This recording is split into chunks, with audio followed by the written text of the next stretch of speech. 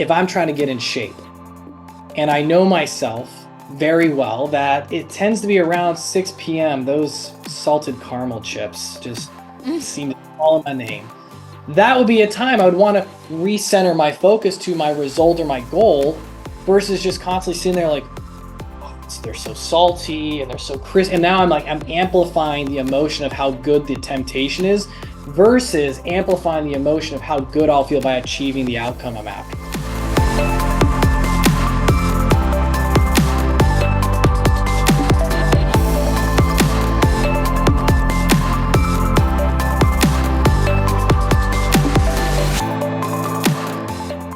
What is going on, everyone? Welcome to this week's episode of Conquer the Day. I'm your host, Brian Pickowitz. And I am your co-host, Lindsay Pickowitz. And today we are grateful to share this time and attention with Danny Eisenbarth.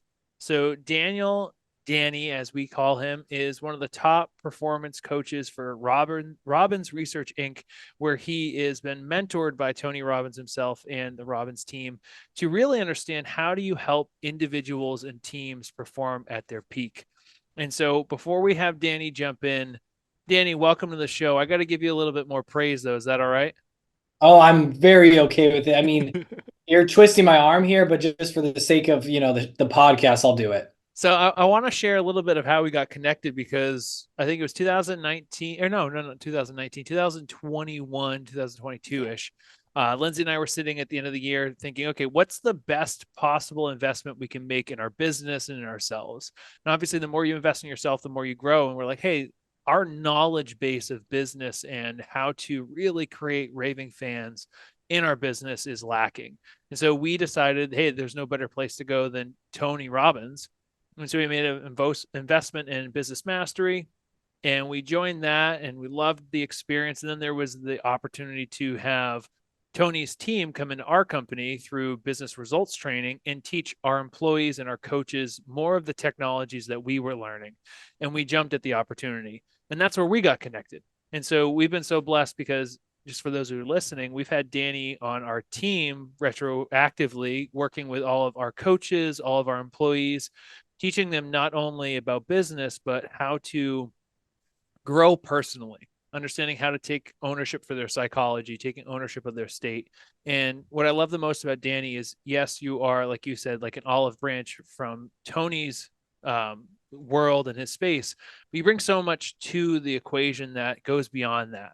And you've changed our lives. You've impacted us. I know you've worked with Lindsay one-on-one and over the last year, and that's been monumental for our growth as a couple. And so really grateful for the opportunity to have you here.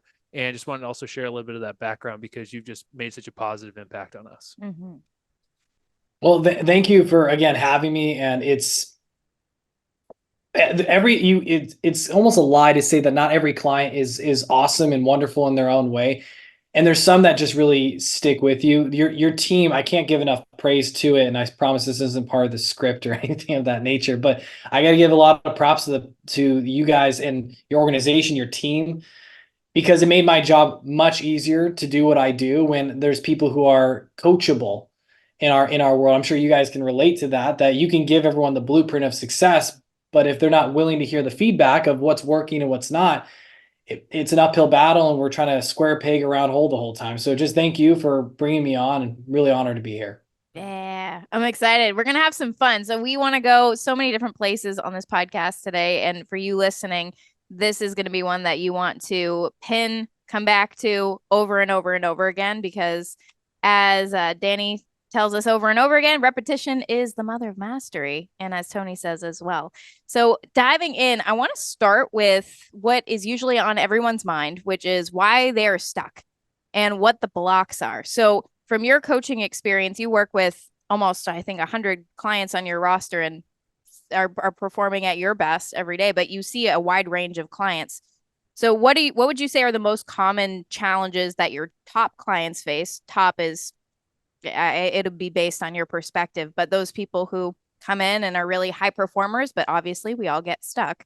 What are the most common challenges that you see, and how do those challenges maybe, I'll say, manifest throughout the year? Because right now we're in January, but I know that you say there's seasons to coaching. So how would you say are the common challenges? How do they change throughout the year? And maybe just start with giving us some insight there. Beautiful. I appreciate the question. It's funny. So at Date with Destiny, Tony talks about somewhere around, and that's one of his events that he has, one of his main events, really, that there's 27 different forms of stuck. As funny as that may sound. Now, that's us getting into really like nitty gritty details. But if you look at the high level of it, the stuckness is the same across the board. And it's always coming back to this root emotion of overwhelm.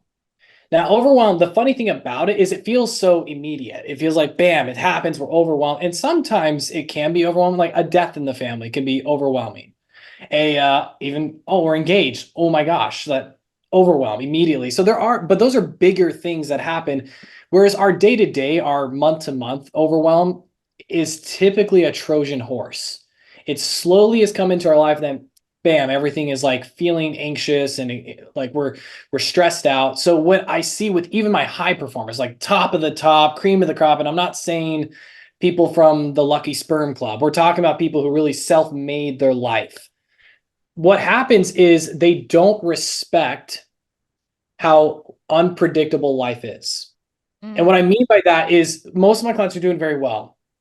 They have a clear target. They know their outcome, they know the result they're after, and they're constantly resetting the focus of like, okay, this is my result, this is my result. And I mean on a daily, sometimes multiple times a day basis.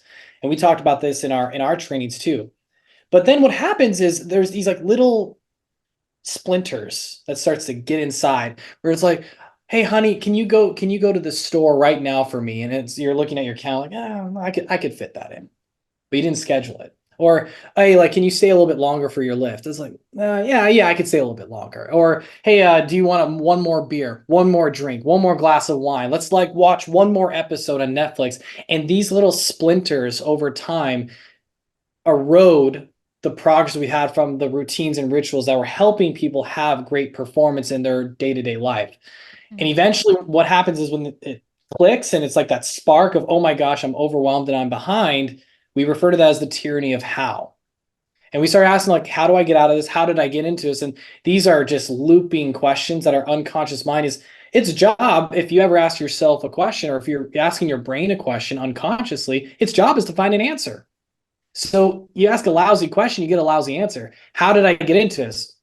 Because you're an idiot, is what our brain will come up with. Or how did I get into this? Because you suck. See, told you, you always do this. And then we start adding back to the stories we tell ourselves. So even these top performers, they're human.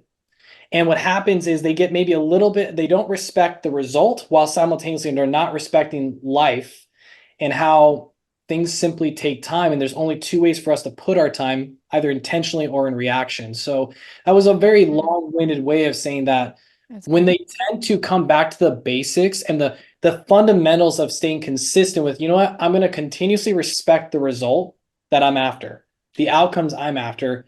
That's living life on your terms. Does that make sense? What do you mean specifically for respecting the result? What does it mean to respect the result you're after? This is a great question. Respecting the result is just one, looking that there's still time on the clock and yet you don't have it yet. It's kind of, I like to think of, I love using sports metaphors. There is, especially right now, there's the NFL playoffs going on. Plenty of teams who, like Buffalo, I think of Buffalo Bills, they just lost. And everyone knows that if they're a football fan, like Buffalo, and I'm sorry about that. But they looked really good. They looked like they might actually pull off the win. And something happened where it just seemed like they started making some weird mistakes and happened around the third quarter. And there's always around that period where it's like we kind of took our foot off the gas. And so we didn't respect the opponent. In this case, it was the Kansas City Chiefs or life. But we also didn't respect the target. We got a little too caught up on maybe the flash. We got too caught up in like looking a certain way or doing something a certain way. And respecting the result means that we are making sure that everything that we do is intentional. Now, is it possible to always do everything that we do? No, because you're human. You're going to make a freaking mistake. But those who respect it recognize that because they're human, they're going to check themselves as often as necessary to hit the result that they're after. So a brief example is if I'm trying to get in shape and I know myself very well that it tends to be around 6 p.m., those salted caramel chips just seem to call my name. That would be a time I would want to recenter my focus to my result or my goal versus just constantly sitting there like, oh, they're so salty and they're so crisp. And now I'm amplifying the emotion of how good the temptation is versus amplifying the emotion of how good I'll feel by achieving the outcome I'm after. Does that make sense? No, I think that that's a really good way of putting it, because I think that people unconsciously don't respect their result oftentimes. It doesn't matter if you're a high performer or not. If you could really think of the challenges that do come up, it's A, maybe not knowing the result, B, not knowing the purpose. Obviously, these are things that you've taught us consistently, is what is your result? What is your purpose? Why does it matter? But then, like you said, if you stop respecting the result or stop respecting the opponent, which means you respect that life's going to throw you challenges or you take your eye off the ball, then it's going to continue to lead you to a state where you feel challenged and you have to deal with that frustration. Is that tracking? Yeah, absolutely. I mean, people who go in that have almost manana syndrome. Manana, someday I'll do this. One day I'll do it. And Tony has a great quote. He says, the road of someday leads to a town called nowhere. And so when we are in this disrespect, and we also can look at this from a heaven and hell standpoint, we're not saying hate or honor the devil per se. We're saying respect that the devil is the devil and is cunning and is going to find a way to tempt you, but also respect the creator, respect God. I'm not saying that to be religious to anyone, but that you can look at it from almost every facet of life. We have to respect both sides of the spectrum. And what does respecting the result or respecting the unpredictability of life give us as we'll say a leg up? That's a good question as well. Discipline. What's funny is sometimes I have clients who are really wanting freedom. They're always talking about freedom, and freedom is typically defined by two things: money and time. And they think that more money equals buying more time, or more time means they can earn more money, or maybe a combination of the two. However, when we talk about that, the temptation is creating structure, because they think, well, if I create structure, I'm not free. So how can I be free with the structure? Now, then it goes into the extreme that I'm a slave to whatever this life is. But even great countries that are free have borders, if you will. And discipline, if you look at the word of discipline, the last four letters is line, Line. So we have to have a line we're following, and discipline comes from the word disciple. And disciples, they followed something that was beyond them. So when we're talking about respecting, and how it gives us a leg up, it's having the discipline or the lines in the sand that I don't cross these in order for me to move forward, but that's actually what produces freedom. Discipline leads to freedom. The line of discipline, the finish line of discipline is the salvation of freedom. That makes sense? Yeah. Yeah. How much does our state play a role in us getting stuck? So we talk about, we might be not respecting the result. We might not be clear on the result, but we do have those things. We know, hey, I set a goal. I want to accomplish it, but I just can't get myself to go. What is the impact that our state, or what maybe is even state, to even begin there? State. So yeah, I think that's a great place to begin, is what is state? So state is where we are emotionally feeling moment to moment. So it's never permanent. No state is permanent. We ebb and flow between states. And there's two ways for us to feel really emotionally. It's intentional and reaction. Now, in the past, I used to share that we want to avoid being reactionary, but that's not really entirely true. The point is, the more that I can train my mind of being intentional, the more positive reactions I naturally have. Because bliss is a very hard thing to be intentional with. You can be intentional to have bliss, but bliss typically is more of a reactive response to the moment.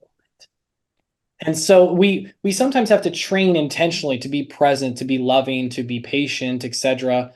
And when I say train, your mind is simply, when we have our emotions, there's just a series of patterns. Now, if I use fitness as an example, there is a negative pattern to a bicep curl, which leads to an injury. There's positive patterns to a bicep curl, and there's a few different ways we could do it, right? We could do a hammer, we could do pronated, I'm thinking about my business. Pronated, we could do a preacher curl, etc., etc. There's so many different ways that we could do a positive pattern to a bicep curl, leading to a stronger arm, more aesthetically sound arm. The mind works very similar.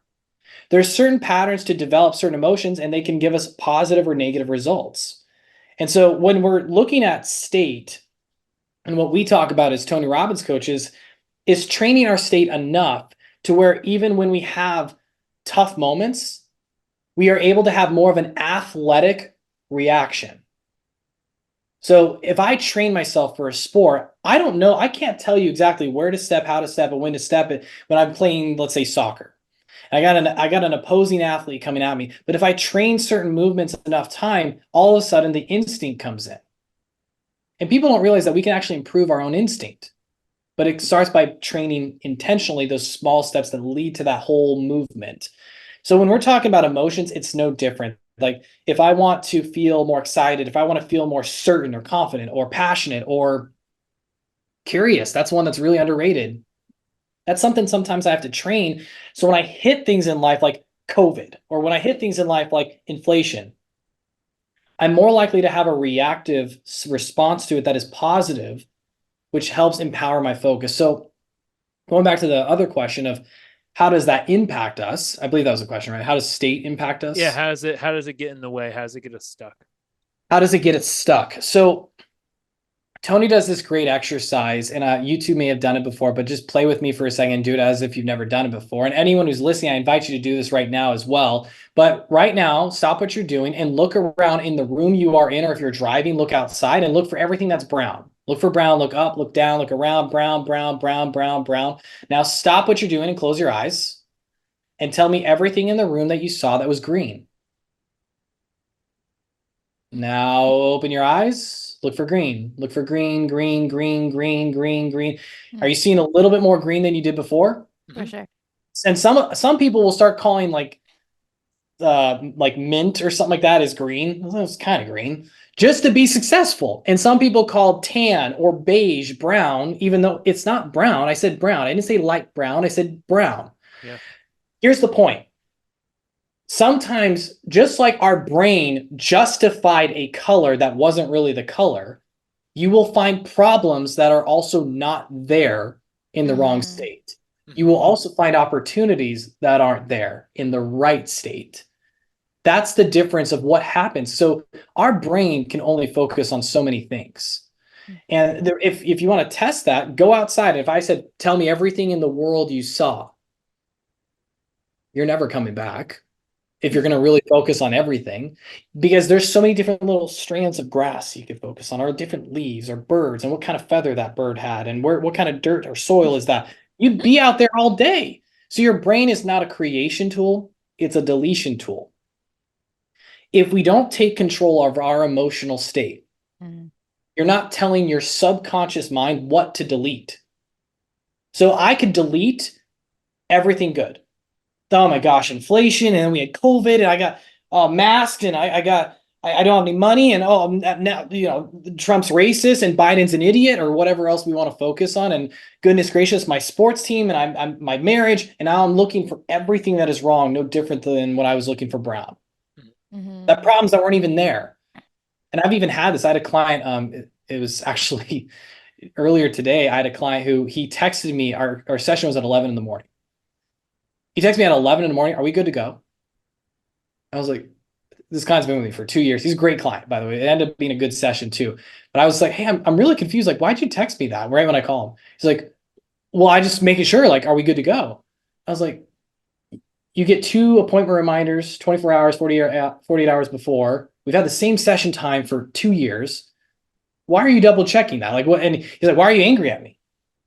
And I could tell at that point he was in a reactive state, and I was like, okay, let me change my questions and my approach a little bit, because obviously he's not even hearing me. I was coming from a curiosity point, but he accused me of being angry. Yeah. Now maybe could I change my tone slightly? Possibly. And like I think that's always fair. We can adjust our communication style, but we will find things that aren't even there, good or bad or indifferent. So your state is the number one thing you must learn how to take control of. You have to train your mind.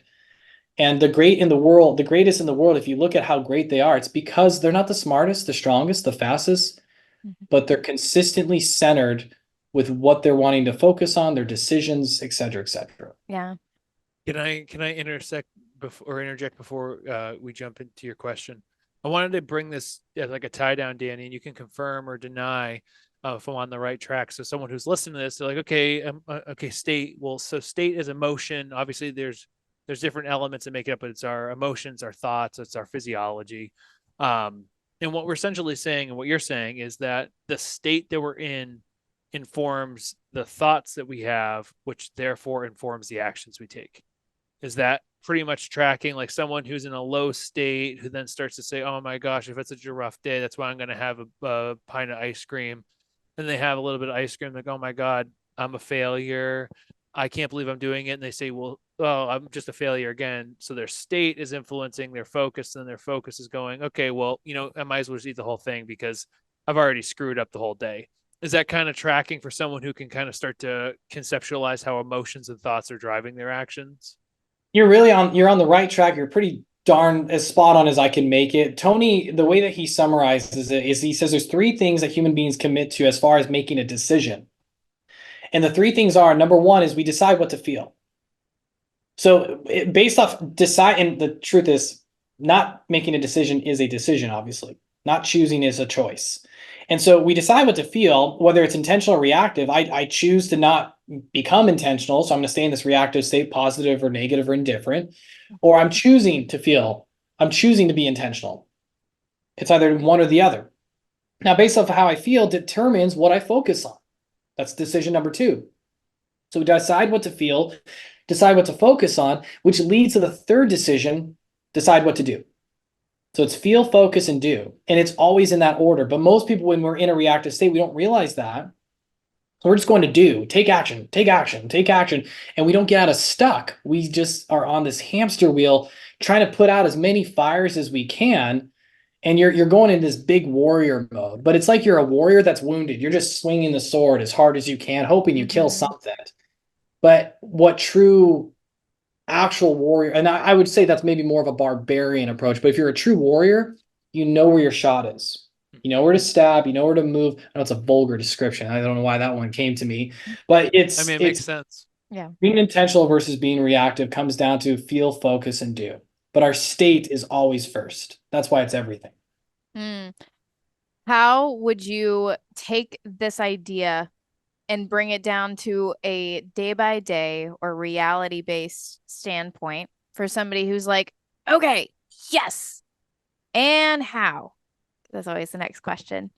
How would you bring it down into a day by day? Well, how do I start changing that? How do I become more athletic with my mind and my emotions? What would you say?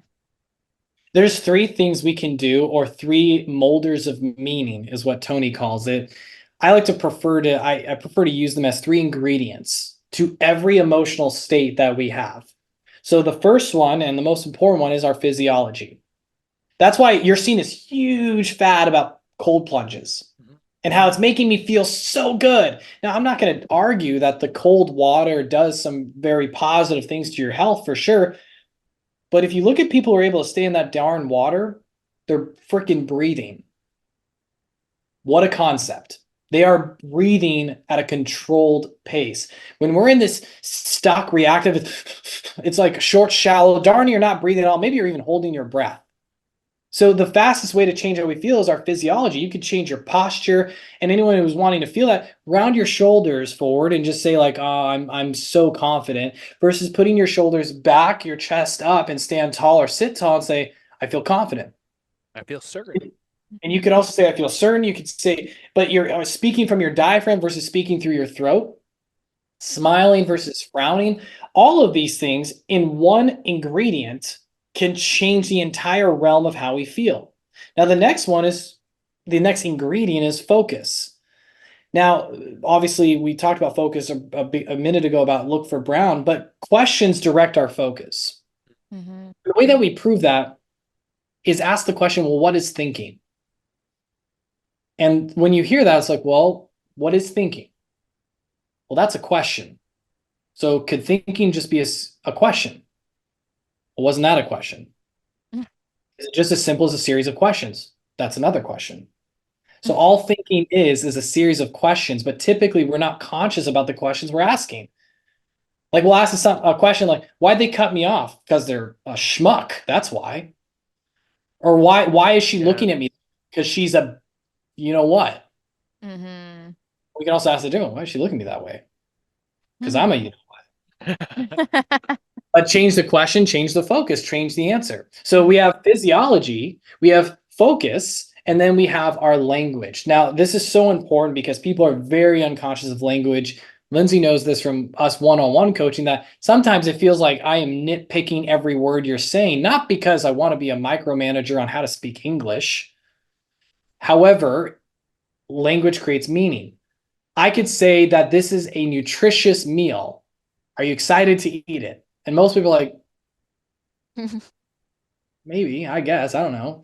But if I say it's a delicious, nutritious meal, like, all right, I'm maybe a little bit more game for that. I say it's the most delicious, mouth-watering meal you'll ever have, and it's the most nutritious meal you've ever had. But the more I stacked compelling adjectives to it, the more it changed what we were doing. All three of those descriptions are talking about the same meal. It's rice, chicken, and broccoli. But based off that, you might imagine just boiled everything. Oh, it's a nutritious meal. Great. It's boiled. Cool. Versus, oh, it's nutritious and delicious. Oh, there's a little bit salt, butter, maybe. It's a nutritious, delicious, mouth-watering. Oh, it's been sauteed and marinated, but it's been measured properly, so you know exactly how much fat's in it, et cetera, et cetera. But that's changing the experience. Now, you change any of those three things, you're going to change how you feel. Mm-hmm. You change all three of them rapidly, then you're changing how you feel, and you're starting to condition it as well. So to answer the question of like, how do we do it? We want to do all three at the same time if we want to do it quickly.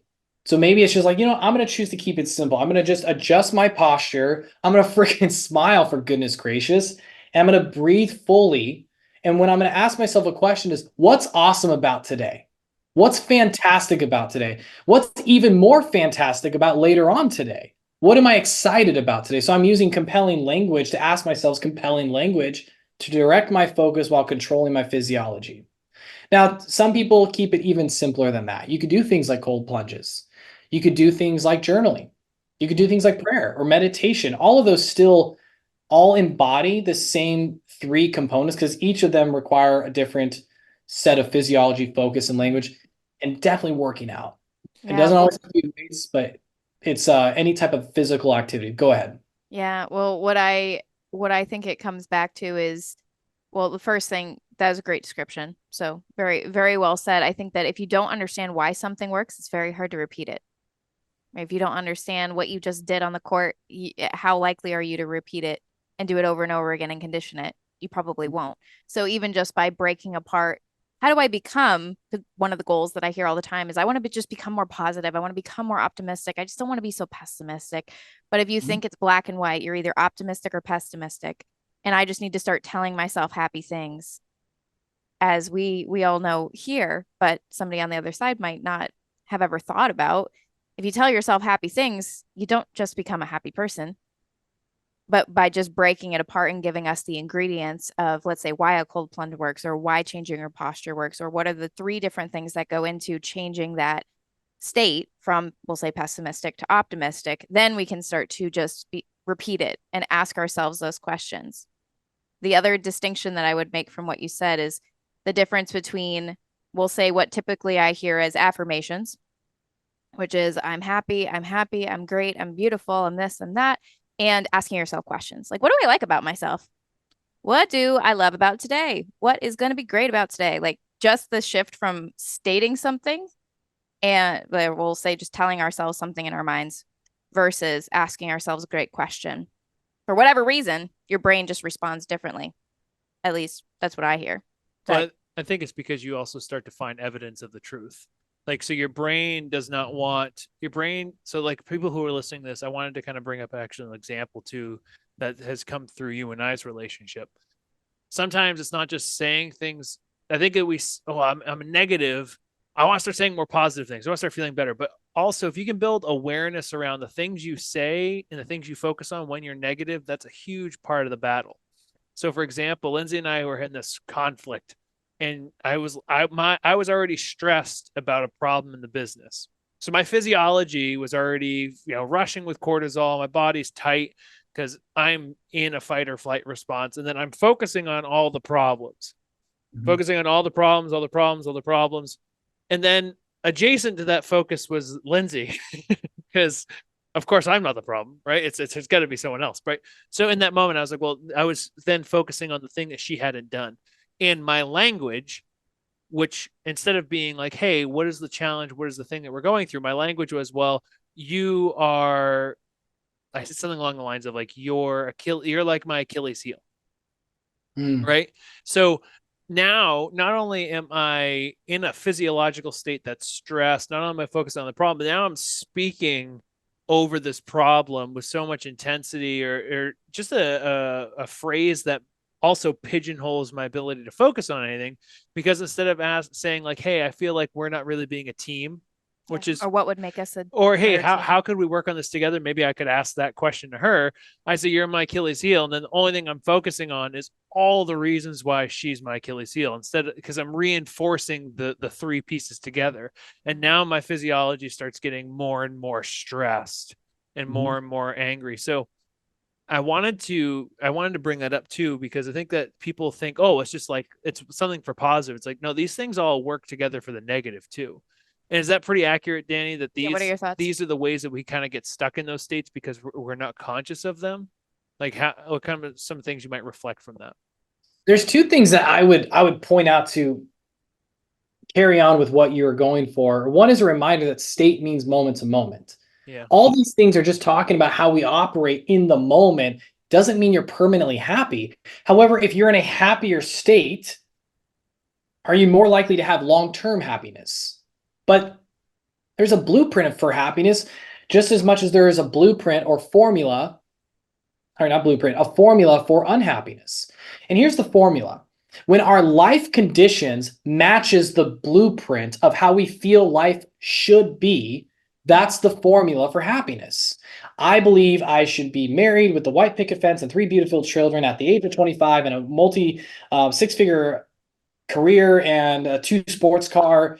And if I have all that, then I have the formula for happiness. Well, if I hit 26 and I'm not even married yet or dating, life sucks immediately. So when my life conditions do not match my blueprint, that's the formula for unhappiness. Now, to get to the blueprint we desire, being in a better state will help us close that gap and get there so we can enjoy the process and remember that life is not a destination, it's a journey.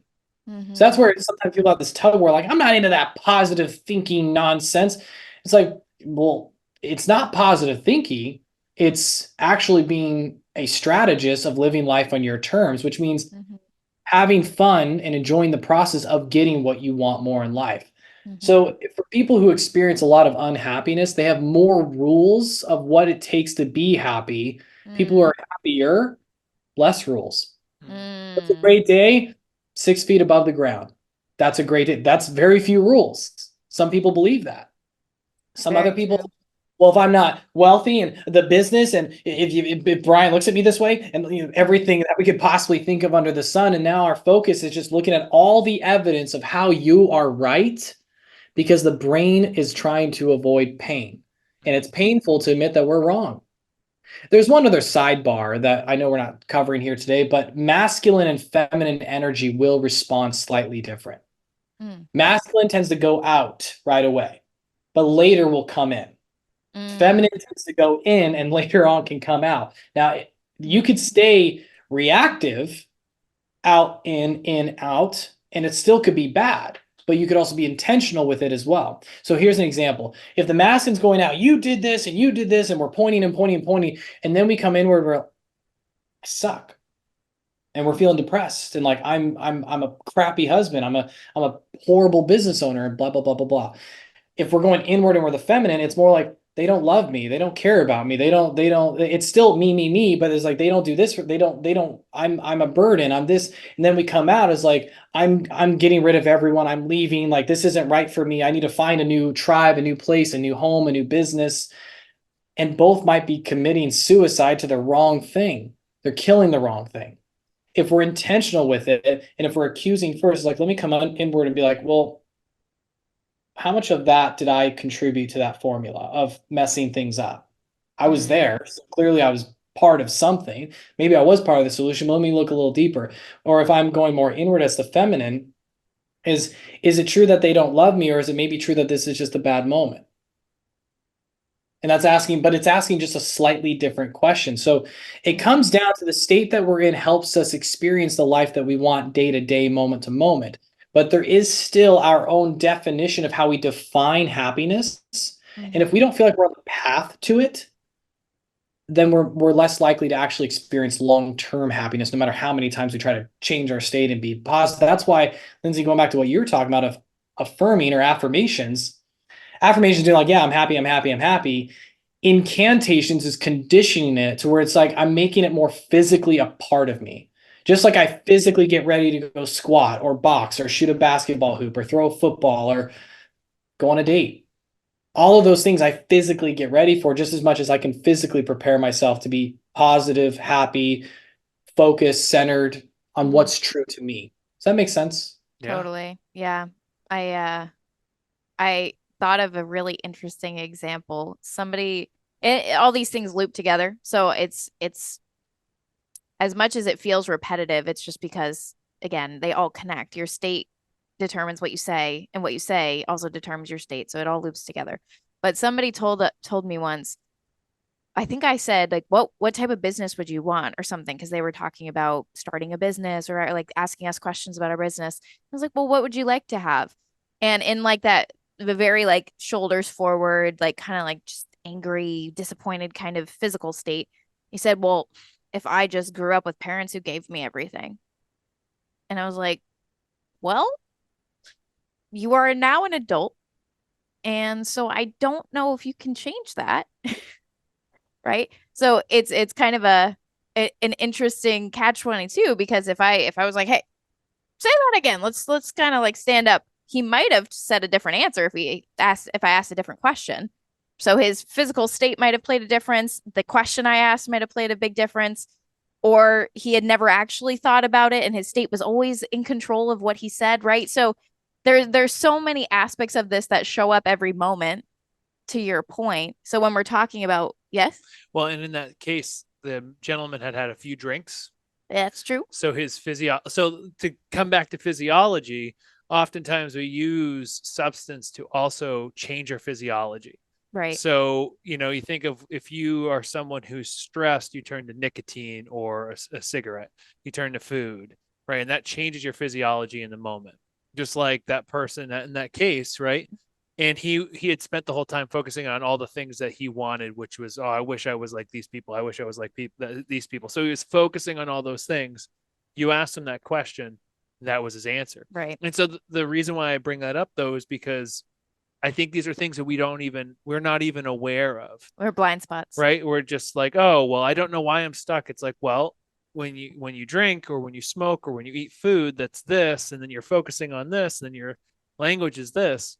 Just to kind of build it off, it's like someone can hear that on the other side. It's like, well, what are the things that you're doing, or how are you using your language, your focus, your items externally to change your physiology? Because even the cold plunge, Danny, is a change externally to your physiology. So it's like all those pieces come together, but that was a prime example. Yeah. So And you're really spot on to that, because what happens is people don't realize everyone in the planet is changing their state every day. Yeah. You're just not choosing it. And when we use things that are external sources, what happens is if you remove that resource, how do you still do it? And so the benefit of learning how to do it without those resources is that it allows you to have complete control of your life. Not because you can control the outside circumstances. It's not about controlling those. It's about what we do with the circumstances that are thrown our way. Tony, on his hat, it says live lucky. And luck is defined when preparation meets opportunity. So if we're going to live lucky, those who are unlucky are unprepared for the unknown opportunities that life throws our way. Those who are lucky are prepared for them. So the question is, well, how do we prepare for everything in life? You can't, but you can get your mind right so you now focus on where is the opportunity, and you delete the areas that are not the opportunity, which leads to better action. Yeah. And what taking us into more of the physical direction, what type of, we'll say, habits, rituals, routines have you seen that brings the physical energy with their mental energy? And have you seen clients who maybe don't have the physical side of things taken care of and they just keep hitting the same walls mentally with their focus or with their energy? Like, what is the link between those two things? Because we talk about mind and body all the time on the show, but from your perspective, with seeing so many, we'll say, high performers, what is that connection between their physical state, their physical energy, and just their health and their ability to actually show up at a high capacity and hit their revenue targets or hit their other business goals? It's a good question. So there's I was just talking to another client about this, that exercise and working out does not necessarily mean that you know how to control your state. But what's true across the board, people have a workout that pushed them to whatever level they are. They always say they feel better afterwards because it releases endorphins and we have a dopamine hit and all this other kind of stuff. And that's true. But during your workout, you had to control your breathing. You had to focus on certain things. You kept thinking one more. You were doing things that were uncomfortable, that were outside your comfort zone.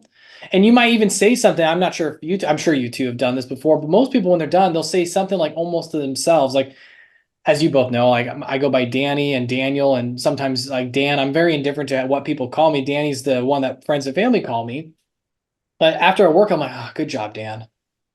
And I don't know why. I've always said good job, Dan. Like once I'm done with a workout, good job. Or and it's funny because like when I'm in trouble with myself, like Daniel, what'd you do? But again, that's going back to language. But to the funny thing, so going back to your question, working out, exercise, and all that kind of stuff, what it does, if we know that physiology is the fastest way to change how we feel, the more that we are healthy and exercise, the more our capacity is to change rapidly how we feel.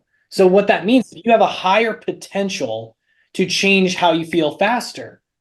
That's why these people who are fit, those assholes who seem so happy all the time, it's because they've been training that shit.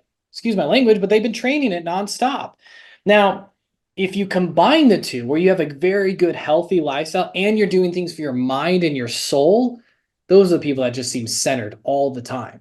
Yeah. The lack of confidence comes from neglect. And so we always have to ask ourselves, what am I neglecting? But if we neglect ourselves first, we're always going to be feeling a lack of confidence. Yeah. So what do we not neglect? We don't neglect our health because our health is our wealth. We do not neglect our soul because you need and I'm not saying this to be religious to anyone, but if you don't have something that is bigger than you don't have a life. You're living it you're living selfishly just for you. And life, or God, tends to support what supports more of life. So we need to focus on giving beyond us, leaving a legacy. And then finally, your emotions, because your emotions help you determine your focus and how you feel in the moment and what you experience. So it starts, the fitness and the health and the physical piece of our life is so vital to us having a stronger mindset. However, there's plenty of people in the health world who got a shitty mindset despite working out as much as they do. Yeah. They're only positive during the workout.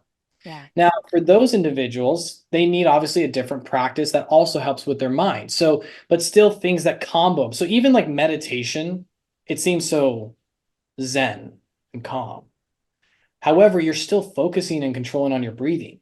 Yeah. So You're physical. centering your body, you're relaxing your body. It's a different state. Prayer does something similar. And I always ask this to fellow Christians. I'm like, do you ever focus on your breathing while you're praying?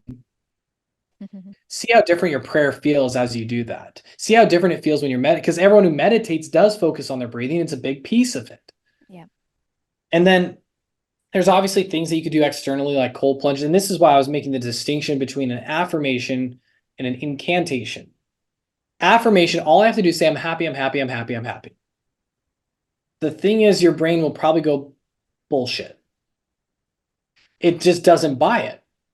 So what we have to do is we have to make, when we're saying something, we're affirming something, it has to be physical enough to where now the brain, like conviction is physical. You know what we're talking about? Like when I'm just convicted, it's not just that I believe something or I hope something.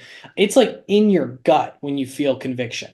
Mm-hmm. I know this business is going to work. I know he or she is the person for me. I know it. It's actually almost the highest level of belief we can have. So if we want that, we want to get our mind to a level of conviction of what we are affirming, which means it has to be physical. So it's not just like, I'm happier, I'm happy, I'm happy, I'm happy. It's more like you got to have like a power move with the breathing and the tonality and the pace of your voice comboed with it. That's why Tony at Unleash the Power, then we go, now I am the voice, and we hit our chest and we say, we like change our entire facial expression. We breathe a different way. We'll say, I will lead, not follow. I will create, not destroy. I will believe, not doubt, etc., etc. But it's a different feeling. And when I'm flexing my muscles, and you guys can't see it probably because my shirt's on, which is appropriate for a podcast, obviously. But when I'm doing all those things, I'm making my body feel conviction as I say it, which makes it a physical anchor that my brain is like, man, he's serious. We got to listen to this guy now. We got to listen to this girl. And when the brain starts doing it, then the point of all of this is, if you think of, I'll tie this together with a dream. And have you two ever had a dream where like it was like a nightmare? Like maybe it was like a bear, a tiger, a lion, a shark, and you were eaten by that thing? Mm-hmm. You wake up and just like it really like gets you. You know what I'm talking about? Yeah. Now the question is, well, why were you scared? It wasn't real. But the point is, the mind doesn't know what's the difference between what is real and what is vividly imagined. Mm-hmm. Affirmations aren't vivid enough for our brain to buy into it. But when we make it physical, it feels like, man, like just like in the dream, it felt like the shark was right there. I could feel the teeth. I remember like on my hand, it felt like odd. I could see the eyeball. But when we're saying it with that kind of intensity, our brain is forced like, okay, shoot, man, they're saying go. We got to go. Does that make sense? Yeah. Absolutely. It's so funny. I'll let you go, but in Business Mastery, one of the events that we've gone, well, we went to Business Mastery 1 and 2 with Tony. The incantation is, I am a gladiator. I am a warrior. Winter is my season. And there's so many things that we say so many times in those 5 days, or really 10 days in combination, that when I'm in my car and I just need to be powerful, I can't just say it like, I'm a gladiator. Like I can't say it without the like I have to yell it, even if I'm just saying things out loud. I'm talking to myself. If I start saying, I am a like I can't, I have to do it because it's like in my body, in my bones. One of the things that I think is so fascinating is that these would all be practices that we probably would fall into naturally 500 years ago. So you think of if you and I were sitting on a battlefield, there's a physical charge that comes before we go out and we have a fight, and that's what gets us ready to take battle. And that's what gives us certainty to take action.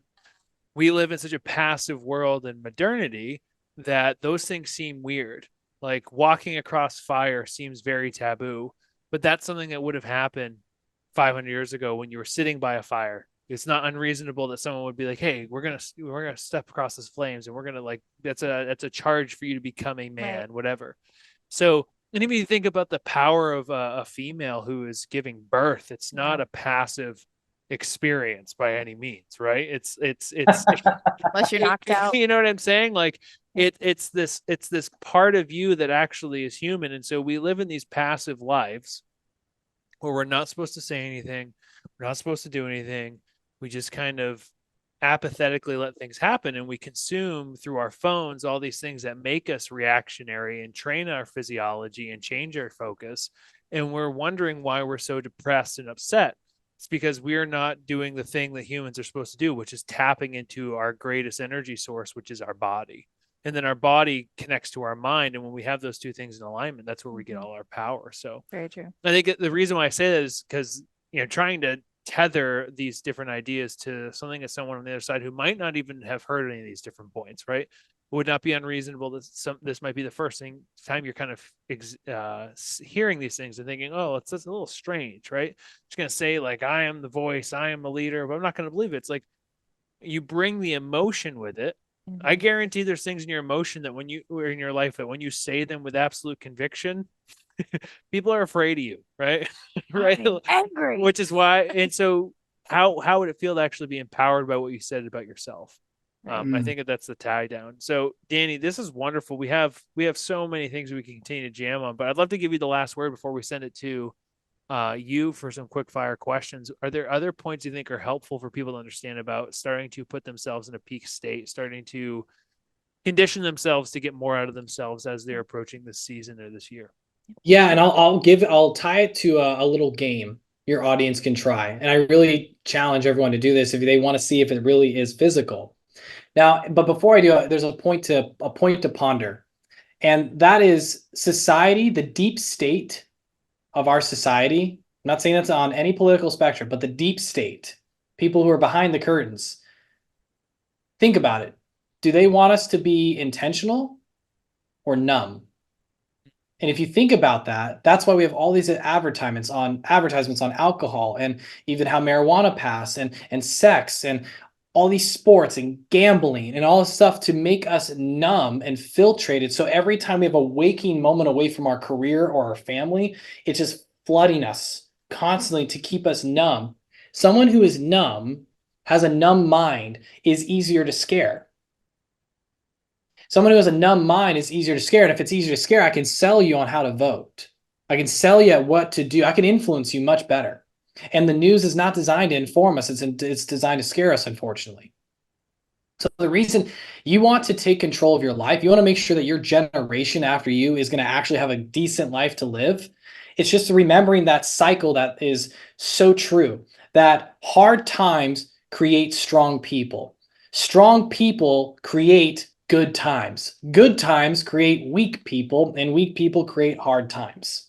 And it goes again and again and again. So what we have to do is we have to knowing that unfortunately, as the masses of people are going to impact that, we have to be choosing and intentional and responsible that nobody is going to live your life except you. And the game I invite you to play to begin thinking like how you can take control of your own mind. I like to use like sometimes like I was gonna say We Are the Champions is a good one, or Journey, Don't Stop Believing.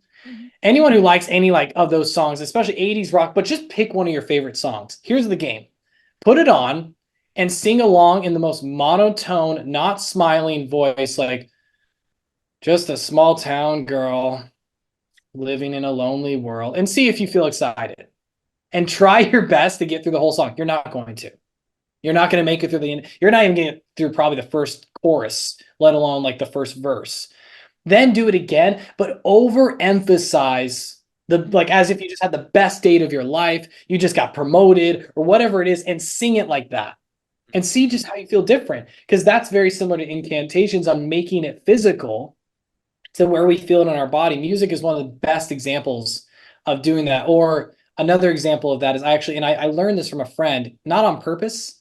We were at Six Flags and we had a bet. His name is Dugan. And we said, Dugan, we're going to ride Goliath. You can't smile. You can't laugh. You can't smile. So the whole time he was sitting in front of me and he turned his head and he like literally like just going up Goliath the whole way. And I thought I was going to have a heart attack because I was laughing so hard at how he kept a straight face. And he's like, man, my neck hurts. And that wasn't really that enjoyable for me. But he won the bet, obviously. So point is, test it on your favorite song. See how it goes. That's my final point to ponder. So you said you have some rapid fire questions here? Yes. Bing, bang, boom. That was a great game. I giggle just thinking about it. What is one book that has impacted your life more than any other, Danny? It's going to sound like I'm biased here, but it was Awaken the Giant Within by Tony Robbins. And that's his second psychology book. The first one is Unlimited Power, but I read them kind of out of order because I stumbled on it in Barnes and Noble. And I started reading it until they closed, and I lost track of time. I was just so fixated by it. Took me 2.5 years to complete the book. There was so much stuff, but that was the first time I realized there is a difference between reading and studying. And I studied that book. If I was going to throw one more in there, Extreme Ownership by Jocko Willink is an amazing book because it talks a lot about just owning your life and owning your results. But those two are bread and butter, man. Love that. Makes sense. What is one piece of advice you would give yourself 10 years from now? 10 years from now or 10 years ago? 10 years from now. Future. One piece of advice so my past self is giving my future self advice. Your current self is giving your my current self, but it would be my past self to my future. Oh, okay. Yes, so my current self, do not forget where you came from. Because my delusion is if I kept on the path I was going, my success will continue to grow. Not that there won't be challenges, but if I continue at this trend, even with challenges, I'll continue to have the success and fulfillment I'm looking for in life. But I found that we can sometimes forget where we came from, which strips us of our appreciation. And I find that if once we strip ourselves of our appreciation, arrogance can grow, greed can grow, and corruption comes in. There's this old saying I saw once, it was like a meme or something like that, and it showed that a woman's loyalty is tested when the man has nothing. The man's loyalty is tested when he has everything. So I would always want to remember my roots. That's what I'd advise my future self. I love that. It's great.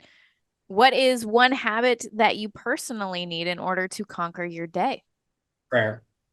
That's an easy one. Mark Wahlberg says it best, stay prayed up. And again, I'm not saying that's to be religious, but my superpower is that I believe that I am not employed. I'm not employed by Robbins Research International. I'm not employed by Robbins. I'm employed by God. So that means that this is bigger than me. So when I speak, it's not my words. I don't have to think about it. I just allow myself to surrender to the moment and let my creator speak through me. So my superpower, my secret weapon is prayer, staying grounded to what is most important, which is your source. Love that. It's Find beautiful. more and more reasons that we're a great fit to work together every time. Yes. So with that said, Danny, where can people find you? I don't know if that's where do you suggest that they find you or follow you or connect with you? Well, they can find me on LinkedIn if they want to see like professional testimonials. There's some on my LinkedIn page, and it'll be under Daniel Eisenbarth. And Eisenbarth is Eisenbarth if it's not spelled in the podcast. I'm sure it's already in the podcast episode, so I didn't need to do that. Or my Instagram, you can find that. So it's Danny_Eisenbarth_. And it's not the most professional. You're going to see like my real life, which is going to be a compilation of 2-minute long reels of gratitude for my wife and 30-second clips of my puppy. That's pretty much what you'll be seeing, or me complaining about the San Diego or Los Angeles Chargers. That's probably Not anymore. not anymore. We'll see, Brian. Good things in the future for you. We'll talk on the off camera there. I got to change my state just thinking about it. Good stuff. Amazing. Well, thank you so much, Danny, for being here. This has been a real blessing. You've blessed us, and just really excited to share this with people and have it be something that they can step away with some insights as they go into the year too. Honored. Thank you so much for the time and give me the real gift to actually be here. It's such a pleasure to speak with you two powerhouses, and I'm really humbled and flattered that you guys invited me, and hope to be here once again and keep listening to your own podcast. You got some good episodes in there. So thank you. Awesome. Thank you, Danny. Yeah, of course. And thank you guys so much for tuning in. As you were listening to this, I'm sure that this resonated with you, but I'm sure there's somebody else in your circle who needs it too. So take 5 seconds out of your day, hit copy link and send it to somebody that needs to hear it so that they can start to change their state and conquer their day. But have a wonderful one. Go out and apply this, and we'll see you soon. Cheers.